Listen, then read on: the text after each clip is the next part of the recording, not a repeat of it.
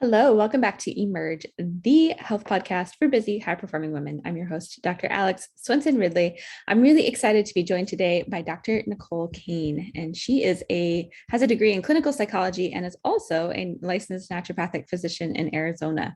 She's been interviewed as a mental health expert in Forbes, published in Well and Good and in journals such as NDNR, has been a national speaker for PESI, and is the founder and creator of the internationally recognized Anxiety Breakthrough Program.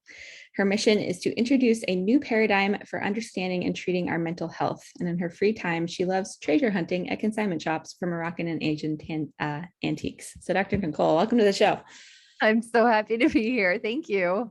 You're welcome. I'm excited to dive into this. I think the mental health conversation is so applicable in general, but like even more so in 2021, which is when we're sitting down and recording this. But as I always do, I love to just start off with, hearing a little bit of your journey and your story into, how you've gotten into doing what you do, and then we'll flow from there. So I love that. And so I feel like this could be such a long wandering story, and I will endeavor for brevity. okay. But it begins back in the 90s, and it was me in a fanny pack. And I loved being able to have a little first aid kit on me. And if anybody ever got a little scratch or a bump or a bruise, my heart was to tend to their injuries and to nurture their souls. And so the little Nicole was there ready with a Band-Aid and some words of encouragement. I just loved to nurture my friends and my family in the little way that I knew how. And as I got older, when I was 10 years old, I started to develop symptoms of really bad asthma.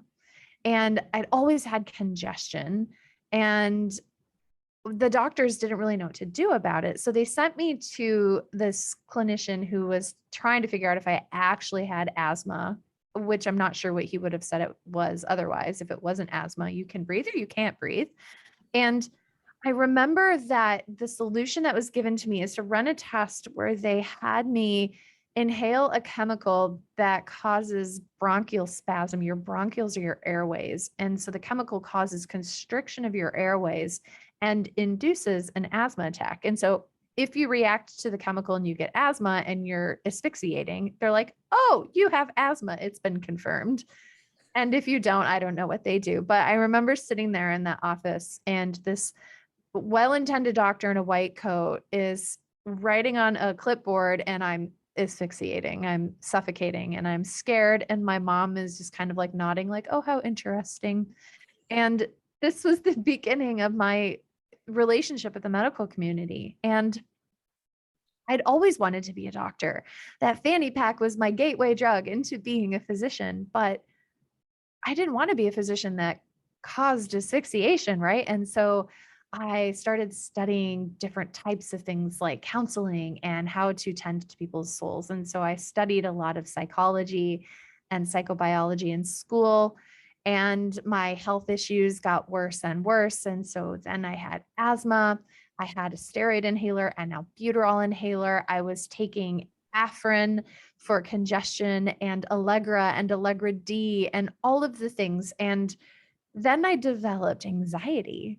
And so the doctor wanted to put me on a medication for the palpitations and anxiety. And so by the time I went to college, I was on 6 to 10 medications and no healthier and incredibly demoralized. And so I decided to abandon pre-med altogether, and I went to counseling school. I got my degree in psychobiology. I went and I got a master's in clinical psychology, and then I hit another brick wall. And so one night, I'm in my internship. I'm working as a counselor in a group rehab, and I'm working with adolescents who have drug addiction. And so it's 8 o'clock at night. We're in group therapy. I'm working with these kids. We're sitting in a circle. And I remember this moment. And this girl is drinking a Red Bull or a Monster drink, some caffeinated beverage. And so she's talking about her addiction to cocaine and her struggles with cocaine. She's drinking Red Bull, and she announces that she's really struggling with sleep and anxiety. And my brain is immediately like, well, having this caffeinated beverage at 8 o'clock at night probably isn't helpful for your sleep. Maybe we could talk about that.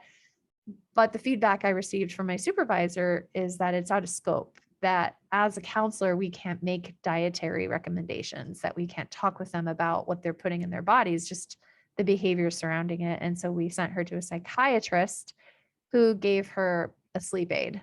So you have this teenage developing brain who's on a drug, who's trying to recover from a drug, who's drinking stimulants and getting more and more symptoms, and then put on a controlled substance, which now she can abuse, right? And so I was just, oh my gosh, my heart was just so discouraged.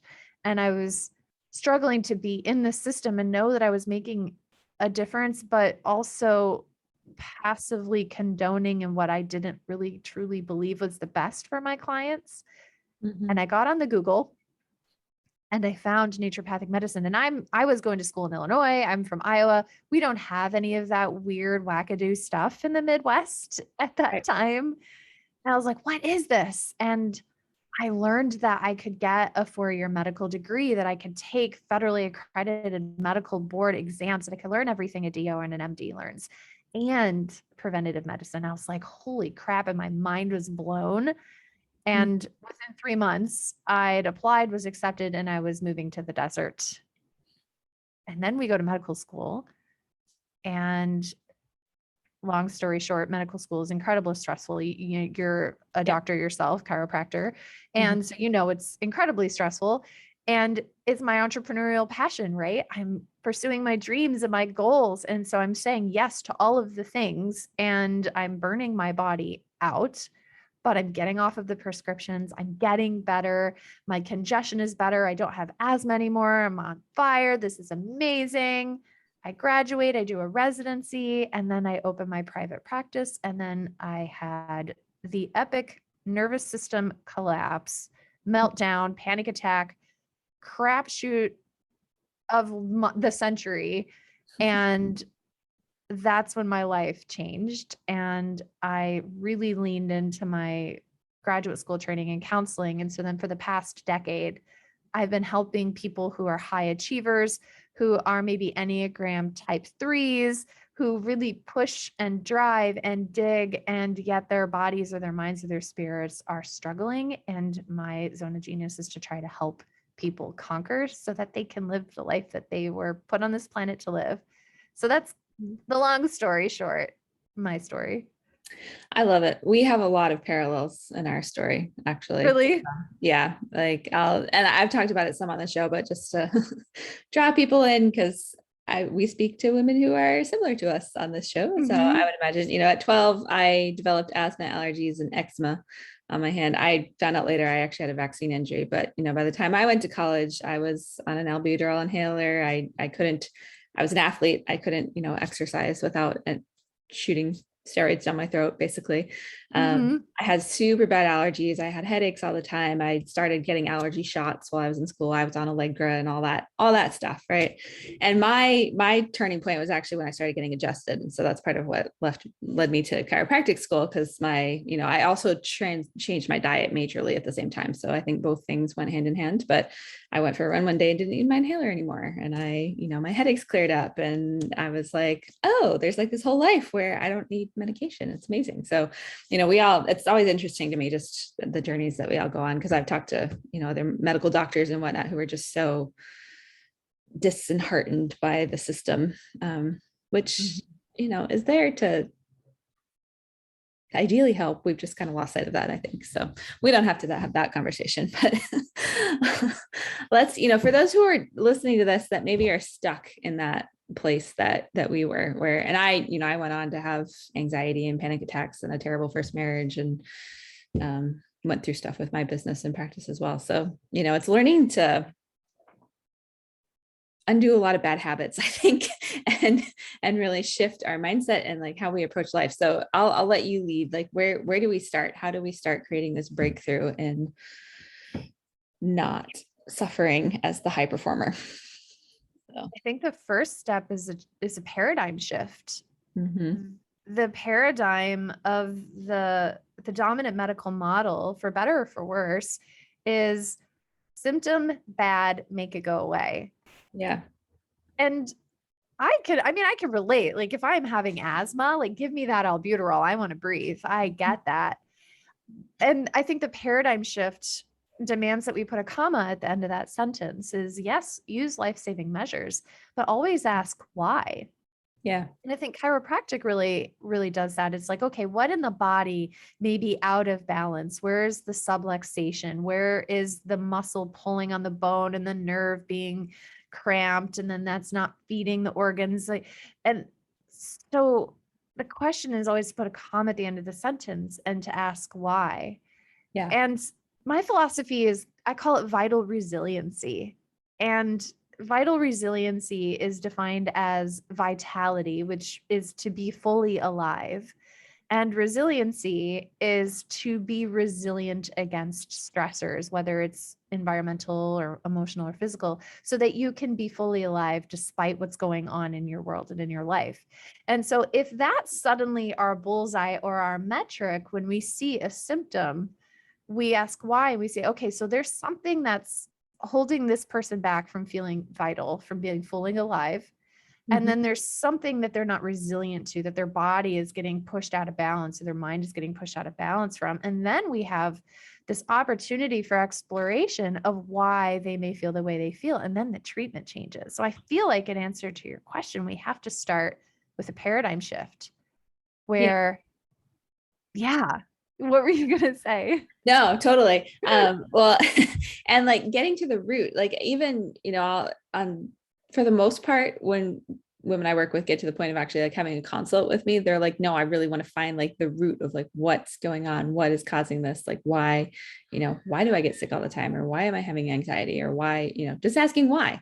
And I think that curiosity is the most important thing. But I'll still come across the person who's like, oh, I just need the supplement, or I just need, like, I'm like, no, but okay. And I'm sure you've dealt with this too, but there is, we have to approach our health differently is like the first step. And it takes work. It's not just about the magical pill that's going to make you feel better, but not really help solve any of your problems. So.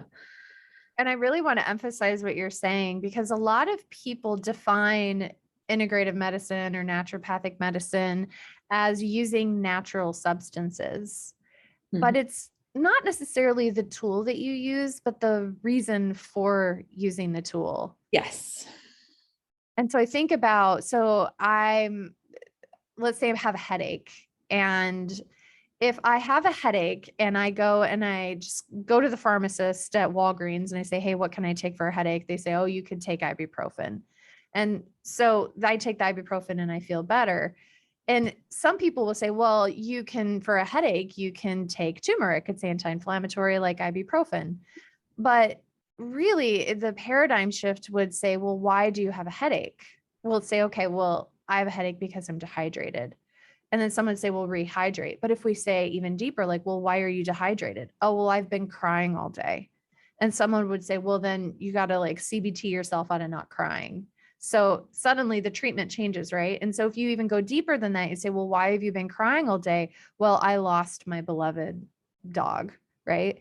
And so then suddenly the treatment for a headache is tending to the loss. It's tending to the grief, as opposed to just taking an ibuprofen.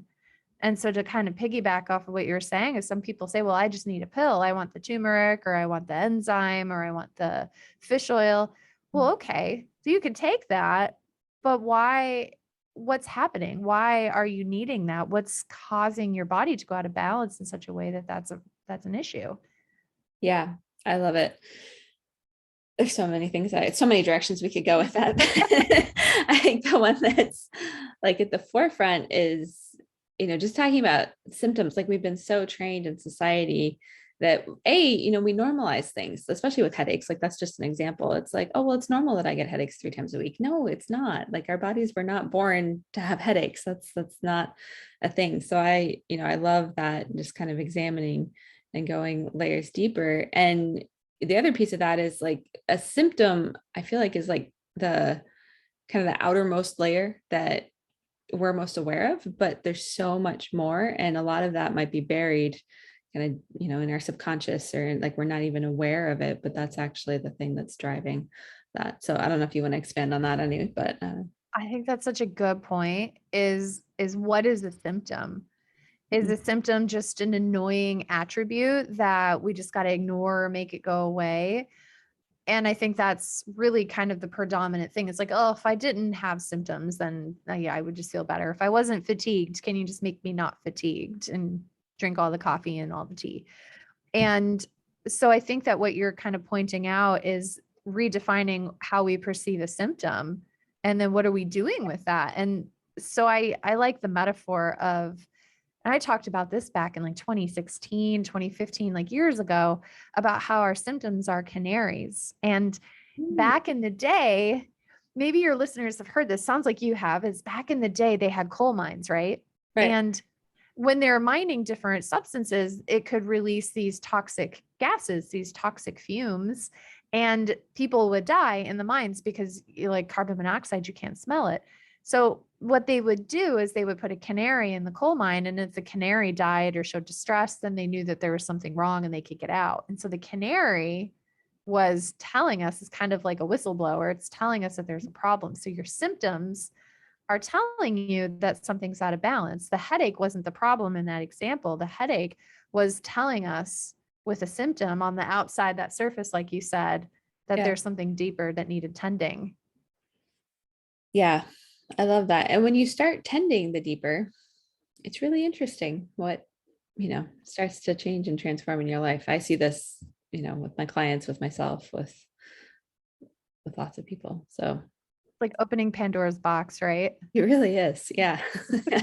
Like one of the stories I share is I do a lot with kind of gut health and renewal, and we cleanse parasites and that. And I had a client who, this is gross, so I apologize if you don't want to listen to this, just plug your ears for 1 second. But she pooped out and got out 9.5 feet of biofilm and like Ooh. parasites and growth. And she was really into it. So she had this whole like measuring system with gloves and plastic and all this stuff. And she brought me some in a jar. But what was really interesting to me was as soon as like she kind of hit this moment of just like feeling like energetic and clear and like empty space. And then she's like, oh, I'm ready to process the trauma from 40 years ago that I've never dealt with in my life.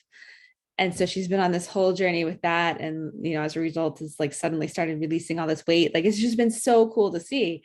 But there's this willingness that we have to kind of go there. And maybe we can talk about this, like especially in the US. I lived abroad for a semester and kind of had my eyes open to just kind of this different perspective on health and life and all that, where they actually slow down and like rest.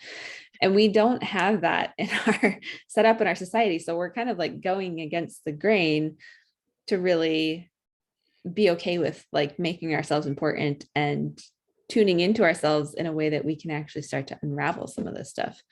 um I don't know what I you think want to that's add to that. scary. I think that's like, It it's is. like Schrodinger's cat comes to mind. Schrodinger's cat is this philosophical conversation about there's a cat in a box, and before you open the lid of the box, the cat can either be alive or dead. You don't know.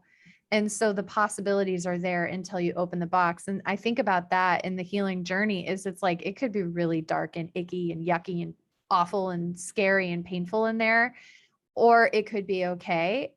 But sometimes the unknowing is more painful and scary than the known. So somebody may be having panic attacks, and I'm encouraging them to do the inner work and to start looking at the why of the panic attacks. And they're like, but it's so much scarier what I may uncover. And I would just rather have the reliability of panic attacks.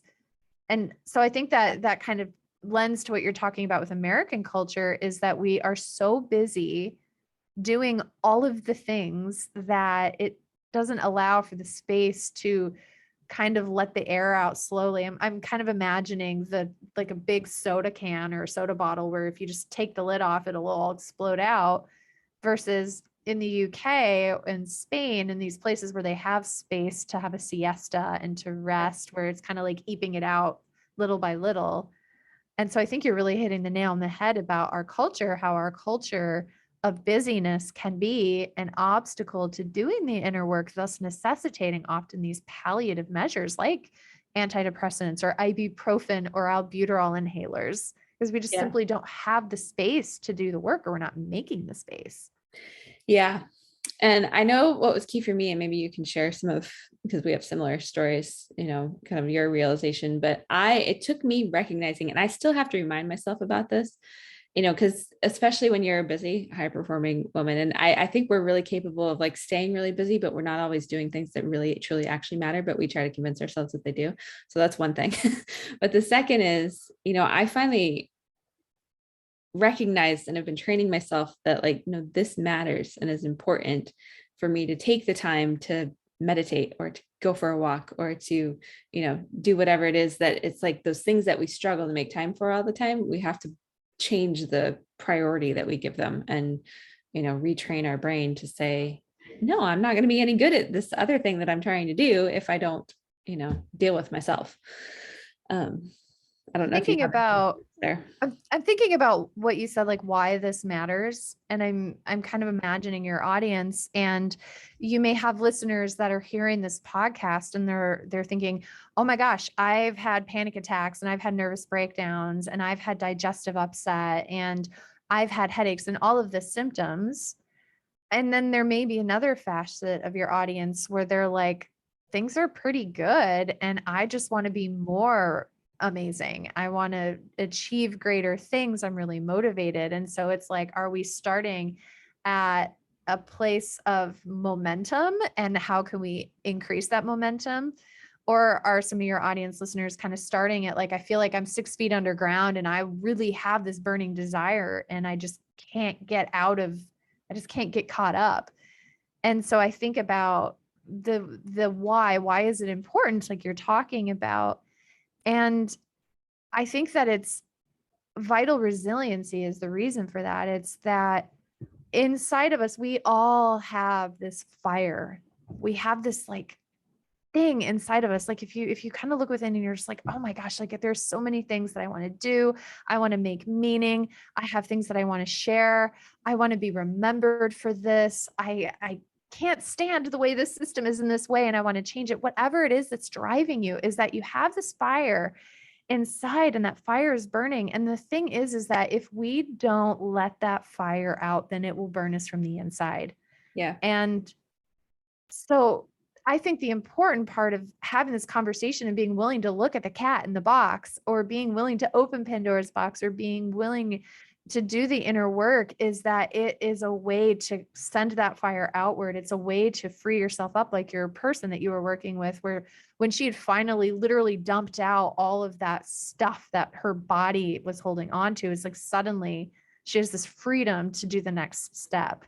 Yeah. And I think that's huge for the different entrepreneurs or different high performing people that are listening to this podcast to hear is like what inside of you is burning and wants to be set free. And what do you need to do to release that?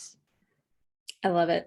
I'm kind of getting chills as we talk about this. So I hope other people are too, because, what I'm always like in awe of is just how powerful we really are, especially women. And, we downplay that so much and just let all this stuff burden us. And, I think a lot of it is many of us are actually scared of that thing that's inside of us. But if you can find the courage to like turn and look at that and look in the box and, and get through whatever crap comes up. I'm always kind of, I don't know what the good word is, but startled, I guess, struck by how many women I know who've been through some level of trauma, like, that has held us back or that we've buried or that, is in the way of us really expressing and being who we truly are, which is, sounds like we both are kind of about all that and how we work with people.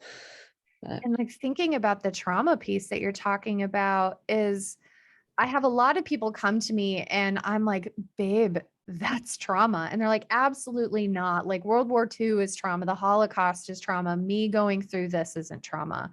And to redefine, I think if we like really stop and look at the research in what trauma is trauma is anything that overwhelms the nervous system. And overwhelming the nervous system in such a way that the nervous system has to adapt to that. And the way that I focus on my practice is I do a lot of ego state work and EMDR work, which are two therapeutic philosophies. EMDR founded by Francine Shapiro in the 1980s and is since been recognized as the number one form of trauma therapy that we have. And then ego state is a branch off of that that starts to look at how our nervous system adapts to stressors, to traumas. And so, for example, maybe somebody grew up, myself, right? Maybe somebody grew up in a household where the parents were very focused on their lives, their own things, very authoritarian. And the only way that you got love or approval is to achieve. So if I can get a straight A, if I can be the top performer in the sports league, if I can do the best at whatever it is that I'm doing, then suddenly my life is valuable. And so that could, your nervous system can take that data and then produce, like I said, an Enneagram 3, which is the Right. achiever, Yeah. and can produce this ego state that may be then functioning in the rest of your life, is when you're burning the candles at both ends, but you can't stop because then suddenly this ego state that you've had since you were 12 is too afraid of that. And so I think that can be a huge conversation about what is underneath that needs to do the healing. What is that trauma? Yeah. Mm-hmm.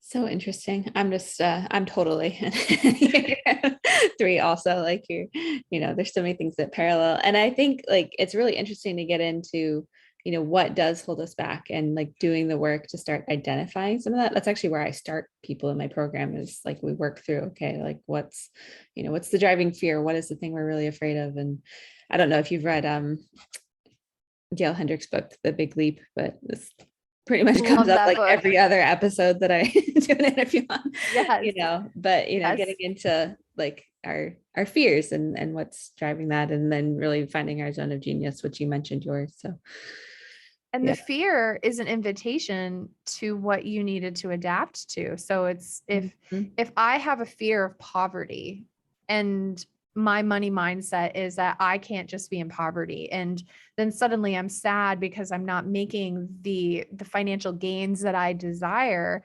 But my anxiety is like, what if I'm in poverty? And there's always this mindset that one of the ways to approach it is to, well, how can we change your mindset? But another way to approach it, or maybe even a comma, is, okay, you have this mindset. Why do you have this mindset?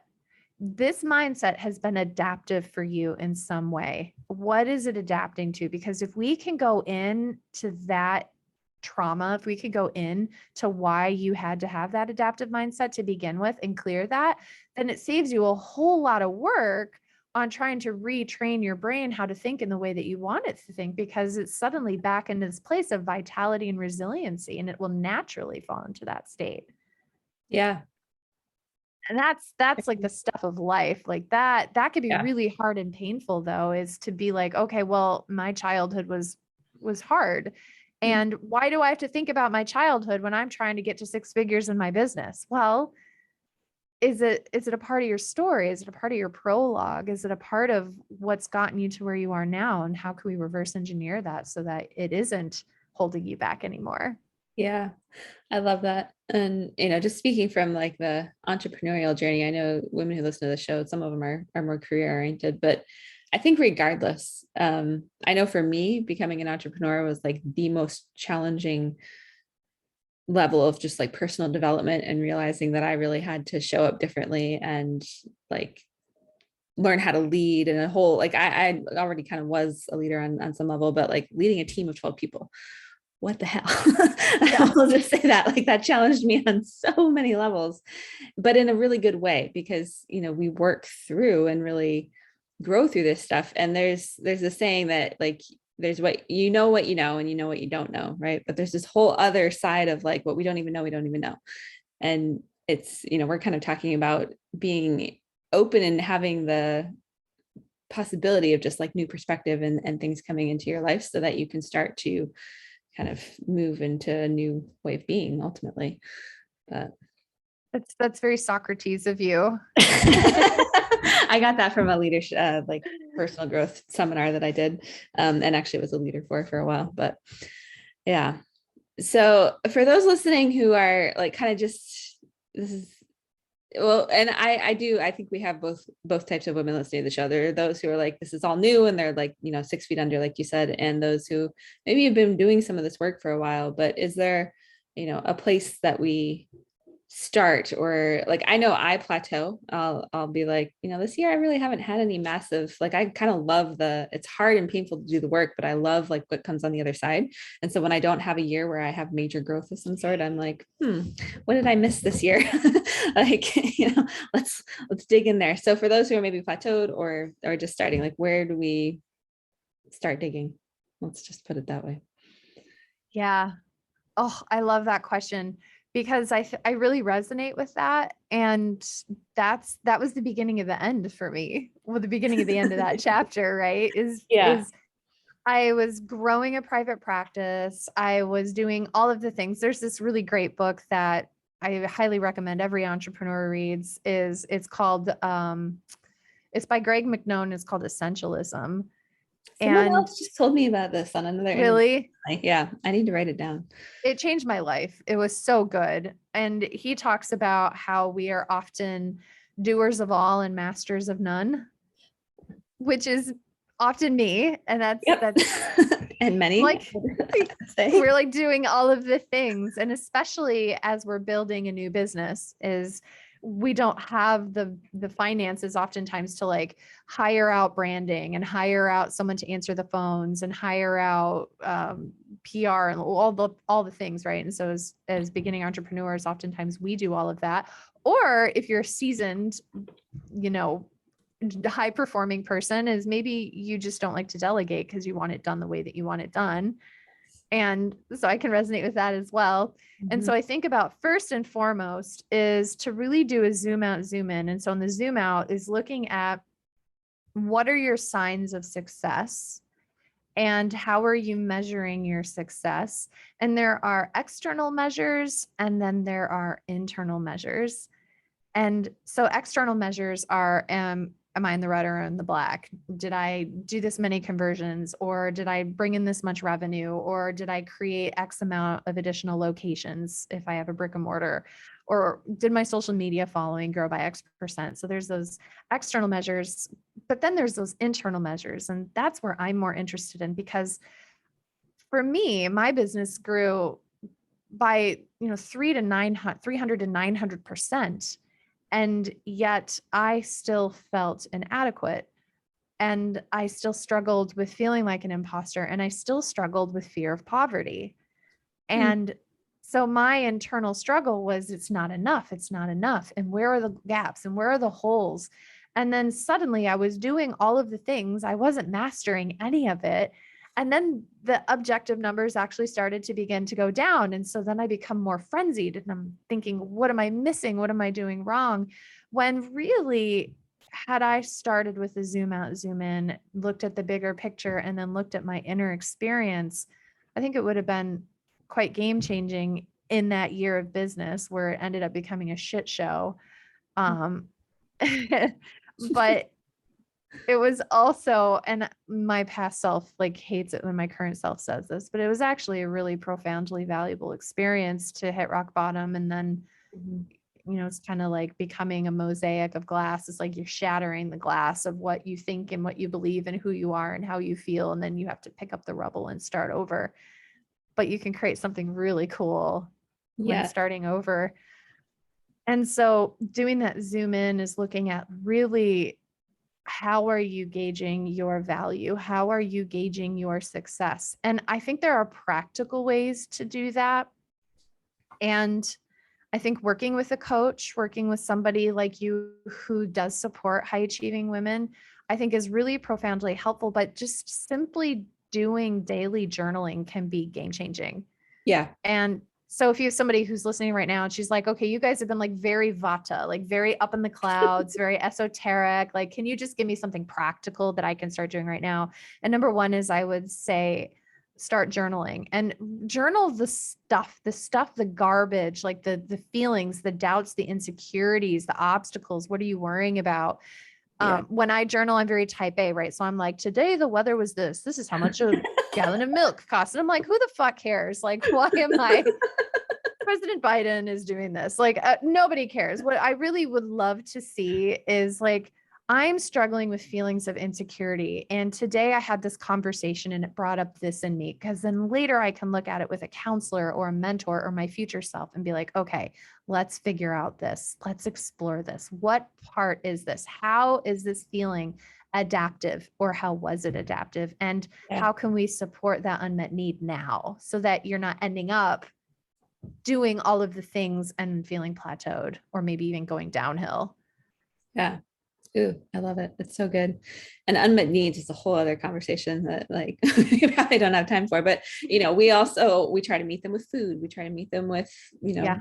chocolate. We try to meet them like there's so many different ways that and if we would just slow down long enough to look at what's this really coming from. Yeah. And if I have an unmet need and maybe my high achieving, high performing self is trying to meet another unmet need, is that really sending me in the direction that I want? Like you talked about at the beginning of our conversation today, is you ended up in this entrepreneurial thing that may have been great for somebody else, but it wasn't what set your soul on fire. Yeah. And so was there an unmet need that was endeavoring to meet, but it wasn't really what your soul needed, you know? Yeah. And I think there definitely was. And I'm still like 3 years later working through, the layers of peeling that back. But, similar, I like 2019 was when I hit rock bottom. It's like I bought this building, I sank all of our financial resources into it as the business. We were debt free, like I was debt free personally and in the business at that point. And long story short, like literally everything that could have gone wrong went wrong. Like the insurance industry tanked. We went cash overnight. I wasn't able to pay employees and ended up losing all 12 of my employees because I just, we were floundering. In the middle of that, I had surgery on my wrist, which I'm a chiropractor, and it was just like, okay, is there like any kind of relief? And I'm actually just, I'm really transparent on this show. So, I hit the Lovely. point of that business. I just finally filed for bankruptcy earlier this fall because I hit the point where I was like, I'm exhausted. I'm having anxiety attacks again. It's not like I'm trying to be a bad steward or anything. We just ended up in this hole that we couldn't get out of. I mean, then COVID happened. Like it was just thing after thing after thing. And I was like, Mm-hmm. oh my gosh. And, I just had this moment of clarity, like, it's okay. I can't have a new business support the old business debt load and like think that I'm going to, live and be healthy and all the things. I put on almost 50 pounds in the process of all that stress. Like and I think we have to, when you're willing to just like accept where you're at and breathe and then look up. And I love that, image of picking up the pieces and kind of putting this mosaic back together. And when you can step outside of, all the stories and making it mean something, or like your failure, or like all the crap that we tell ourselves, there's much of it. And I'm coming up against like, there's still some of that there for me that I probably need to journal about and whatnot. But, Yeah. there's so much on the other side. That's so great. So, Well, and I so admire your transparency and honesty about that, because I'm an anxiety freedom expert who had an anxiety nervous breakdown. yeah. And so I think that having that authenticity with other people, because it's so common, so many people are struggling. And yet when we go on social media, it's like good vibes only. Right. And that bothers the heck out of me. In fact, I own 2 counseling practices, and one of them, I want to get a giant neon sign and I want to say all vibes welcome, because I think that there's so much power in the pain, that there's so much power in acknowledging our suffering. And a lot of people will say, okay, Nicole, well, that sounds all beautiful and pretty, but it's really dark and it's really awful. And Yeah. they'll express to me, I'm so afraid that it will take me away. Like, what if the depression kills me? Or what if the anxiety, what if I go insane? And there's so much fear of feeling. And there's so much, I have to therapize it away. There's so much, this pain is a problem. I have to make the pain go away. And so, all right, you're telling me to journal. I'm going to journal because I need the pain to go away. But I would, I would argue that actually allowing yourself to be in the pain, it's like undertow. Mhm. You're in San Diego right now, right? Yeah. Yeah. And so if you go out into the ocean and you get in the water, if there's an undertow, it can pull you down. It can pull you down under the water. And even if you're a fantastic swimmer, the undertow can pull you down and just shoot you down along the coast, right? And what we found is that if you just allow your body to relax and let the water just shoot you wherever it needs to go, you're way better off than if you fight it. Mm-hmm. And I'm not saying to, as your listeners are hearing this, I'm not saying to just give in to despair. I'm not saying to let depression take over your life. I'm not saying to just have all of the panic attacks, but allow yourself to feel and to notice that. And so you went through this in 2019, this deeply difficult, this deeply traumatic experience. And there's so much power in allowing your nervous system to be in that space, because what we will find is that that wave is going to come in and it's going to get really big and it's going to be overwhelming and it's going to be over you. And then the feelings will pass. It Yes. always does. The feelings will pass and the wave will go back out. And so as your listeners are hearing this, if you are going through something, is just allow yourself to be in that space. And when you're journaling, journal that space and then put it in a protective box, then put it away. Just, I think of like Eggo waffle brain versus spaghetti brain. Have you ever heard that? No, tell me about this. Sounds interesting. I don't tend to subscribe to like gender specific metaphors, but I feel like a lot of my clients really are like this, where they say that the multitasker, the mom, she's also an entrepreneur or doing all the things. She has a spaghetti brain. So it's like, I can be thinking about my kid's schedule at the same time as I'm thinking about the agenda for my employees, right? Right. Spaghetti brain, all of the things. Versus an Eggo waffle brain, they often say it's like, I go and the guy will watch the football game and he's watching the game and like nothing else. He doesn't think about anything else. Yeah. He's like no clue what's happening. And so if we can learn to have Eggo waffle brains where it's like, okay, I do a zoom out, spaghetti out, right? And I notice all of the things and I see the objectives, I see all of the things, and then you do a zoom in. And if you can zoom into that Eggo waffle, zoom into that suffering, I'm in that box, I'm noticing. I opened Schrodinger's cat box, I opened Pandora's box, I'm in there, I'm doing the work, I'm feeling the feels. And then pop yourself out of that Eggo waffle box. I call it a plotline pivot, or you could call it a pattern interrupt or a redirect. Yeah. Where you mindfully say, okay, I've done the work. I've eked out a little bit of that soda pressure, putting that lid back on, and I'm just going to put it away and I'm not going to worry about it right now. And then you pop into whatever next Eggo waffle hole you need to be in. I like it. I have heard the difference between men and women's brains. I just never heard it described that way. So I like food. Yeah. No, that's good. And, and I think being able to, it's not, I mean, it's compartmentalizing sort of, but it's, you're still like acknowledging and being with it. And I think it's a really powerful and important thing. Like we don't want to take time for our feelings. We don't want to feel the things. We don't want to go into that because it's scary. And sometimes emotions are overwhelming and, whatever. But I have found like 2019 wasn't actually, I had a low point before that in 2016 where, I found myself literally sobbing on a bathroom floor, not sure how I was going to get back up. And that was kind of when I've been a Christian for a long time, but that was where I was like, oh, God is real. Okay. That's the only thing that got me up. Not like I'm trying to push anything on anybody, but, allowing myself to just be in and like creating the surroundings where if I needed to just go cry for half an hour, I could do that. Like just, that was as I was going through my divorce and a few other things. We've got to be willing to step into making that time. Even if it's just short little bursts. Yeah. It still makes a difference. So I use, especially if the bursts come out in anger, 'cause sometimes they'll like shower cry or car cry, there's like, we have outlets for crying. But a lot of times people will tell me like, I don't know what to do and I'm pissed off. I want to punch a hole in the wall, but I can't do that. And so it's like, where do we put our anger? And I have my favorite strategy, and I just discovered my favorite strategy for anger. Because if you punch a pillow, that's very unsatisfying. And you can't punch a hole in the wall because then you have to clean it up. You can't break something because you have to clean it up. And every other way of being destructive and like letting that physical anger and frustration out is just socially unacceptable.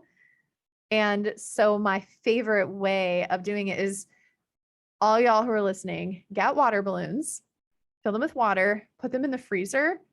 And then when you're really upset and you have all sorts of pent up energy and rage, is take that water balloon out and go outside and rail on it with a hammer. It's the most amazing, satisfying experience. So highly recommended. I love that. That sounds awesome. My big thing was Wii sword fighting, actually, if anybody needs another idea. There Ooh, was something about just like taking that wand and like beating up a fictional character on the TV that was amazing for me. I So, love that. That's such a good idea. Is yeah. having these ways that we can lean into it, is leaning into my nervous system has adrenaline and it has cortisol. And it's, if we don't let it out and move that energy out of us, either we're going to become frenzied workaholics, or we're going to become anxious, or we're going to get headaches or stomach upset or whatever it is. And so if you can come up with creative outlets for letting some of that energy out, can be game changing. So like the Wii swords you said, beating up an ice block balloon. Yeah. Exercise. Yeah. Mm-hmm. Awesome. Well, I feel like we could talk, for probably 3 days about all this stuff, but I Yes. try to keep these bite sized for everybody. So I know you're on Instagram, but where can our listeners go to connect with you specifically if they want a little more Dr. Nicole in their life? I would be delighted to connect with your listeners. And Instagram is the place where we're the most active. We respond to every comment in DM. And so that's at Dr. Nicole Kane. And the link in the bio above is, I have tons of free resources. So if you are stressed or if you have anxiety, I have a ton of free stuff. So take advantage of that. And then I have a YouTube channel. And so if you just want to hear me talking about different topics that are interesting, you can check out that too. Awesome. Well, thank you so much for coming on and, having this has been a little bit of a different conversation from what I usually have on here. So it's been fun for me. I hope the listeners have enjoyed it as well. And I just appreciate you and having you on. So I so appreciate you, sister, and all the work that you're doing. And I just honor you and your transparency. Thank you so much for having me.